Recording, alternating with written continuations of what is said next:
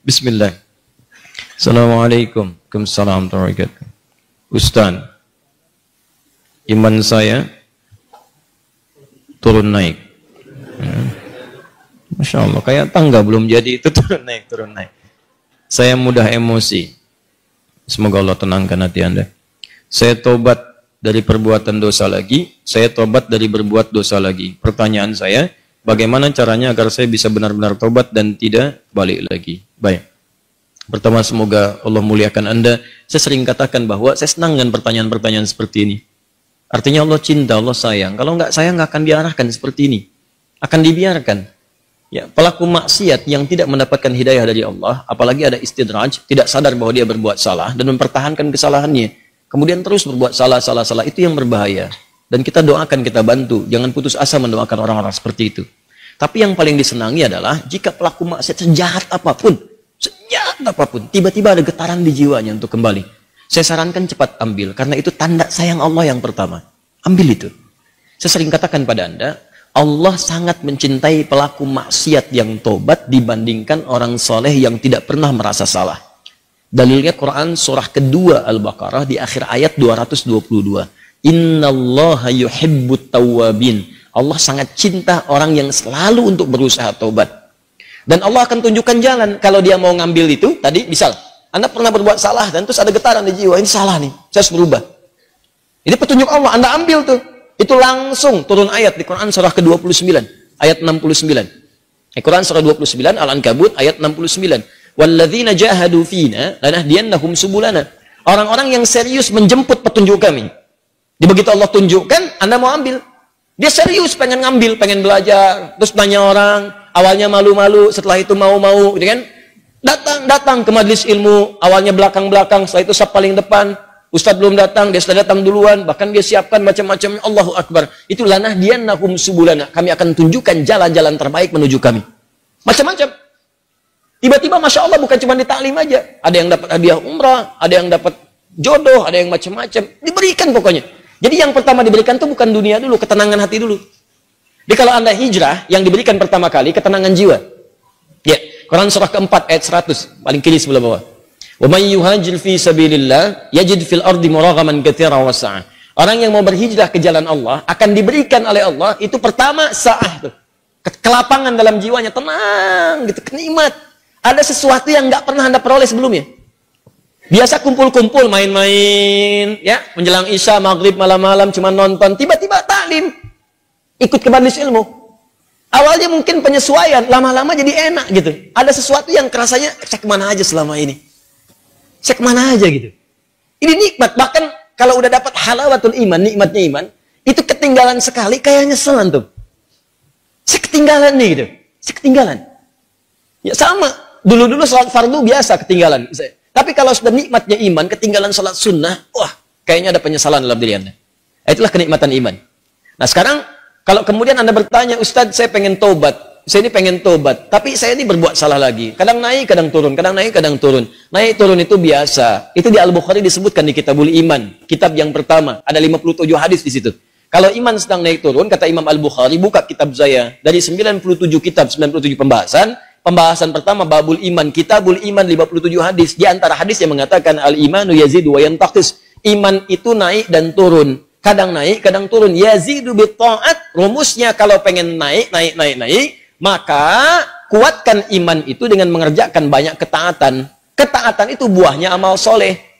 Kerjakan amal soleh. Amal soleh itu detilnya adalah pekerjaan-pekerjaan ibadah. Sholat, amal soleh. Jadi kalau iman sedang turun, pengen dinaikkan, maka perbanyak amal soleh. Ya, amal soleh. Ini. Karena itu dalam Al-Quran kalimat iman sering disandingkan dengan amal soleh. Quran surah 103. Wal 'asr innal insana lafi khusr illa alladziina amanu wa amilus shalihat. Iman wa amilus shalihat. Ini amal soleh. Detilnya amal soleh nampak pada ibadah. Makanya setelah kalimat iman kadang ada detilnya ibadah. Kalimat iman pertama Al-Baqarah ayat 3. Alladzina yu'minuna bil ghaib wa yuqimunas shalah. Salat. Wa mimma razaqnahum infaq. Ya ayyuhalladzina amanu. Al-Baqarah 183. Kutiba alaikumus yang puasa. Tuh. Ini. Jadi kalau iman merasa sedang lemah, sering terdorong berbuat yang kurang bagus, pengen dinaikin, maka rumus cepatnya adalah cepat buru amal-amal soleh. Paksakan.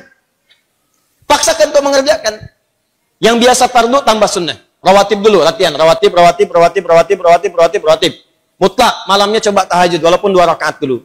Nanti kalau sudah terbiasa, kalau soleh itu sudah baik, rumuskan gini, hidup itu berpasangan. Semua berpasangan. Quran surah 51 ayat 49, paling kiri agak sedikit ke bawah. Wa min kulli syai'in khalaqna zawjaini la'allakum tadhakkarun. Semua selain aku, kata Allah, aku ciptakan berpasangan supaya kalian sadar cuma aku yang tidak punya pasangan. Kata Allah, semua selain aku berpasangan. Yang hidup berpasangan. Ya, laki-laki lawannya perempuan, jantan hewan lawannya betina, putik tumbuhan, Allah, lawannya benang sari. Siang lawannya malam, putih lawannya hitam. Sama persis, baik lawannya buruk. Saya ulang, baik lawannya buruk. Amal soleh lawannya amal salah. Jadi ada yang soleh, ini baik. Ada yang salah, nah ini buruk. Kalau orang sudah biasa baik, maka yang buruk akan tenggelam. Ya, wa qul ja'al haqq wa zahaqal batil, innal batila kana zahuqa. Quran surah 17 ayat 81. Paling kiri perkenahan. Ya, katakan kalau yang baik itu pasti muncul. Kalau sudah yang baiknya muncul, buruknya tenggelam. Sebaliknya, kalau buruknya dominan naik ke atas, baiknya tenggelam. Orang sering berkata-kata baik, maka mohon maaf, lisannya akan sulit berkata kotor. Silakan Anda cek, orang yang berkata-kata baik, mau berkata kotor tuh nggak bisa. Sama dengan orang terbiasa lisannya kotor, mau berkata baik nggak bisa. Preman dengan preman berpapasan, apa mungkin mengatakan, Assalamualaikum bro? Nggak ada. Memang apa kayak? Apain gitu? Kiai dengan kiai nggak mungkin berkata kotor. Ustadz dengan ustadz mustahil. Ahli taklim dengan ahli taklim. Assalamualaikum akhi. Waalaikumsalam akhi. Assalamualaikum ukhti. Waalaikumsalam. Jadi seperti itu. Jadi kalau Anda terbiasa berbuat baik, maka yang buruknya akan hilang. Maka rumusnya kata Nabi, tingkatkan kesolehan. Salat naikkan. Paksakan. Gini. Saya kasih doa ya, cepat ya. Untuk menguatkan hati. Ini kalau Anda bisa kerjakan, sedang malas, bacakan dan kuatkan pada hati Anda. Kuatkan. Insya Allah nanti Allah turunkan kekuatan dan Anda bisa kemudian maksimalkan. Allahumma. Ikut aja. Allahumma paksain. Ya.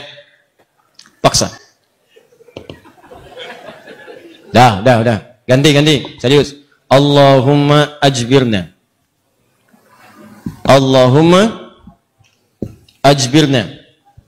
Ajbirna. Ini bahasa Arabnya. Allahumma paksain.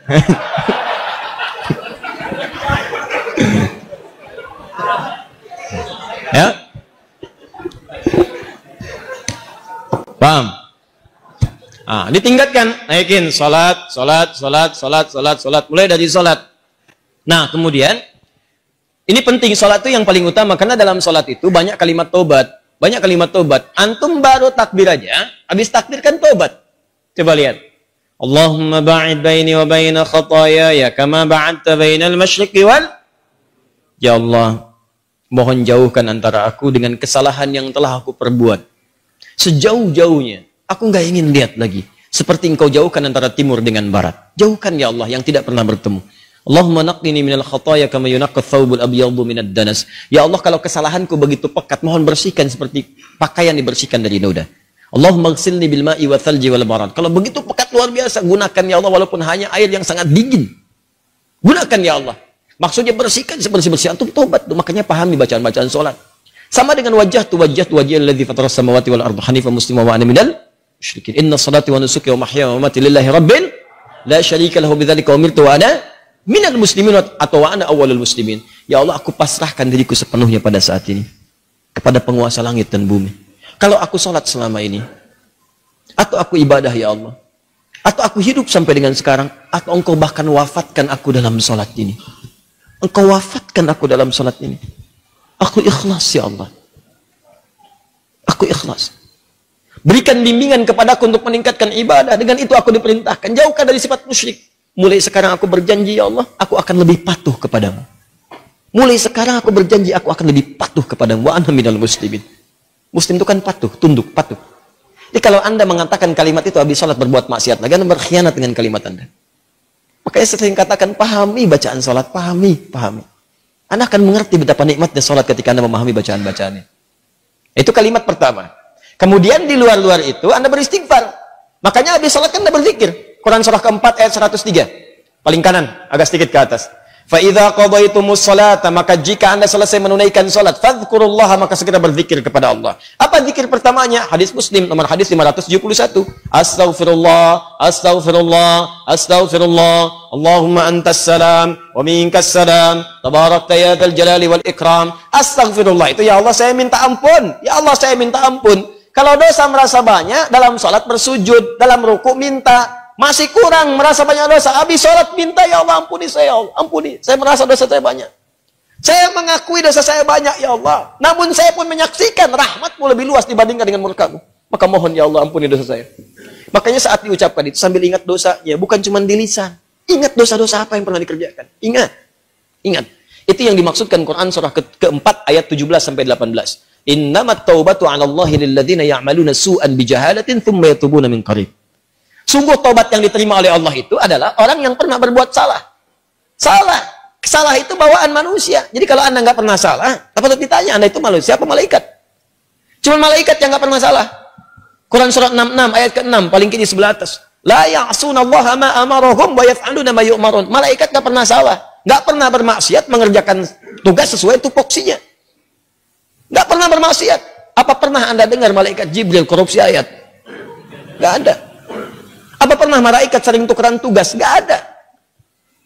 Jibril, sini. Kenapa?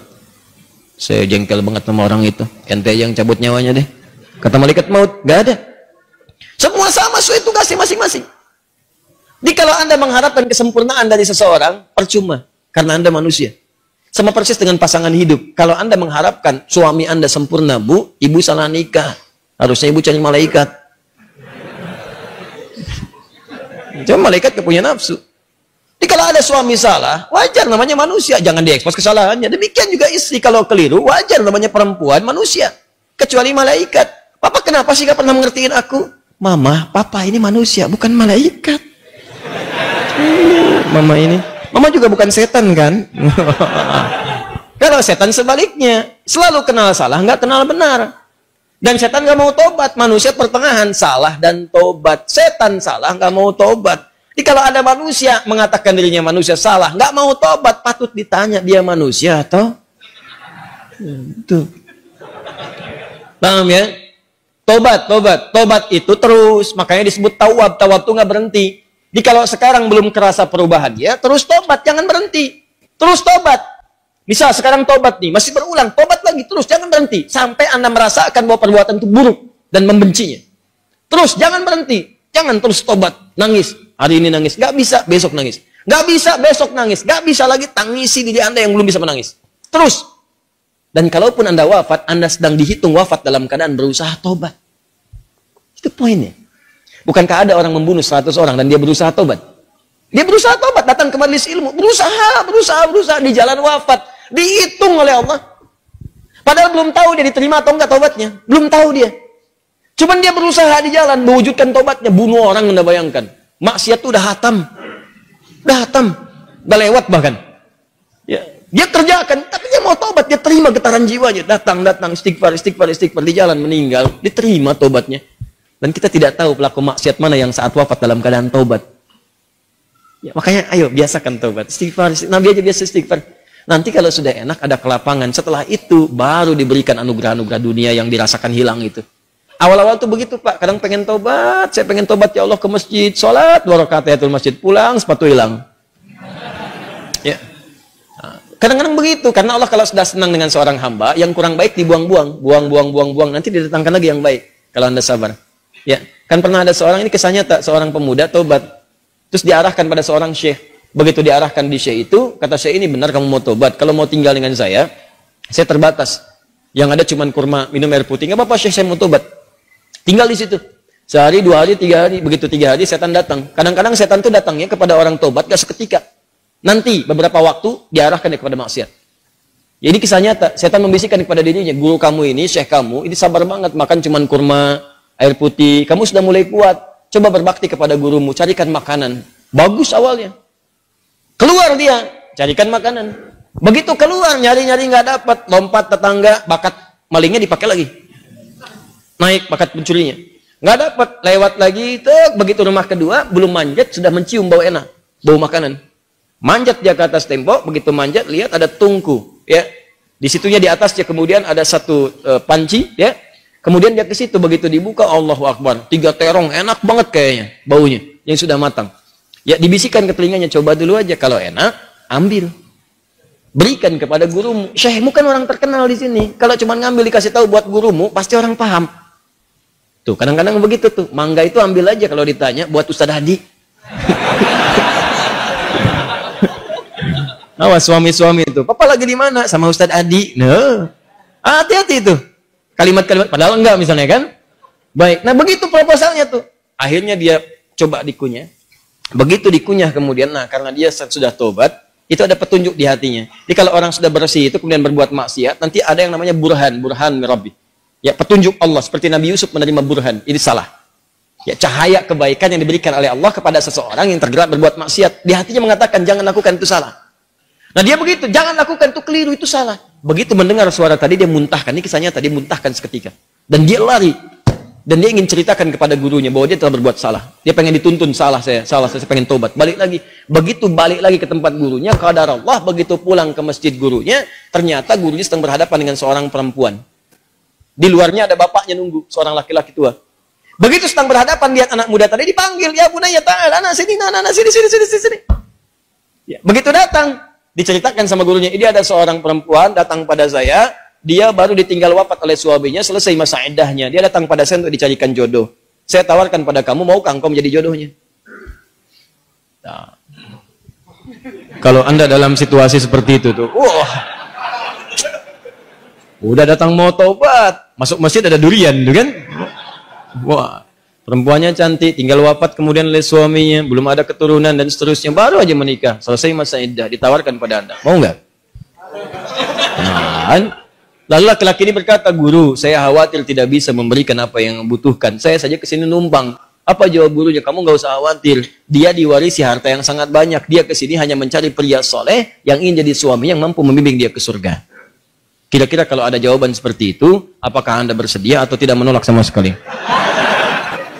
Oh, baik. Maka sama seperti anda, diterimalah kemudian lamaran itu. Ternyata bapak tua tadi yang di luar, bapak si perempuan tadi dibawa ke dalam, kemudian diakadkan. Setelah selesai pulanglah ke rumah. Kisah belum berhenti. Begitu keluar rumah, digandeng erat tangannya tuh, jalan lewat ke rumah tadi yang naik pagar itu. Ya, dia udah dagdikduk tidak karuan, dagdikduk rumahnya ini bukan kan? Alhamdulillah ternyata bukan, lewat. Begitu di rumah yang terong tadi, dia percepat jalannya.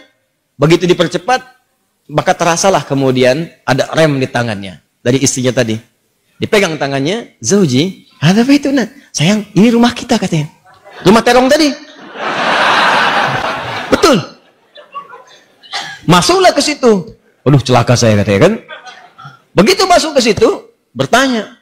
Polos kayak nanya, Zauji, hal anta ja'i? Sayang, kamu lapar? Jujur dia, nah, saya lapar. Saya 3 hari makan cuman kurma, minum air putih gini. Alhamdulillah. Baik, tunggu sebentar. Begitu ke dapur dia lihat, wah, terongnya kan bermasalah tuh. Pancinya kebuka, lihat. Rupanya dia menyiapkan terong itu untuk suami barunya. Begitu dilihat terong yang bermasalah, dia teriak, siapa yang makan terong saya? Katanya. Tahan. Kalau situasi itu terjadi, bagaimana respon Anda?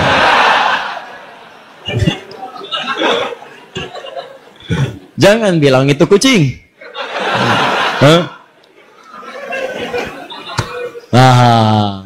Lalu tiba kemudian tergeraklah hatinya datang. Perhatikan kalau rumah tangga seperti ini, nikmat kehidupan dunia tuh. Ya, tidak akan terjadi perang per dunia pertama, kedua, ketiga dan seterusnya. Lihat baik-baik. Datanglah suami ini mengatakan dengan jujur, Zauji, sayang. Ini di Quran tuh gini, selalu laki-laki perempuan tuh zauj. Kecuali dalam masalah nanti warisan menggunakan zaujah untuk menunjuk kepada gender perbedaan hak waris. Zauji, sayang. Kisahnya begini katanya. Aku ini sebetulnya mencarikan makanan untuk guruku. Lalu setan membisikkan sampai tiba-tiba ke sini aku buka ada terong, aku cicipi. Tapi demi Allah, tidak aku telan, aku muntahkan karena takutku kepada Allah. Sampai aku kembali tadinya mau tobat, sama guru dipanggil suruh nikah sama kamu. Sampai ke sini. Dia jelaskan semua kisahnya. Apa yang terjadi? Kalau ibu mendengar kisah tadi, apakah ibu akan balik lagi kepada guru mengatakan? Kalau ini terjadi pada setiap perempuan, maka damailah kehidupan di rumah tangga dan di bumi. Tenang kehidupan di bumi. Perhatikan kata perempuan ini. Apa yang dia katakan? Bagaimana anugerah Allah diberikan pada pemuda yang tobat ini. Ahli maksiat, tobat, dapat ketenangan, dan apa hasilnya? Perhatikan. Wallahi, demi Allah. Secuil terong yang engkau muntahkan karena Allah itu, maka Allah ganti dengan seluruh terongnya, panci tempat terongnya, rumah tempat terongnya, plus pemilik terongnya.